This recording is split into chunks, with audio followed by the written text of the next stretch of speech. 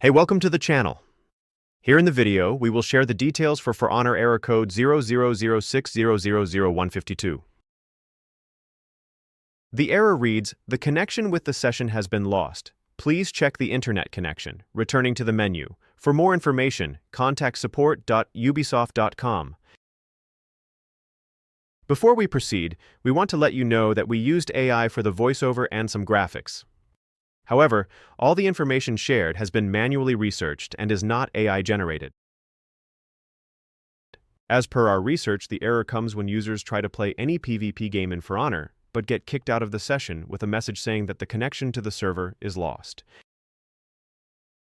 According to our research, this error is likely caused by internet issues, game file conflicts, or problems with the anti-cheat system. To deal with the error, the first thing we suggest is to close the game and power cycle your device along with the network. Simply turn off your device and unplug the power cable. Also, turn off your modem or router. Then wait for a few minutes, then plug everything back in and restart your device. Then launch the game and check for the error. If the error still comes, check if you need to update the game. Simply open your game launcher and look for any available updates. If there is an update, install it and check if this helps with the error. If the error still continues, go into the game files and locate the Easy Anti-Cheat installer. Then, run it as administrator. Once it opens, select either the repair or reinstall option and let it complete. After that, launch the game and see if the error still comes.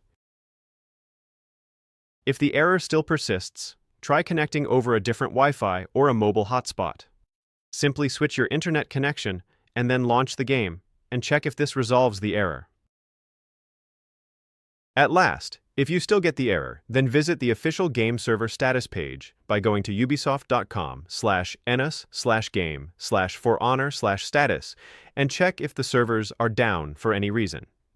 If the servers are down, you will have to wait until they are back online. That's all for the video. If this video helped, don't forget to like, share, and subscribe.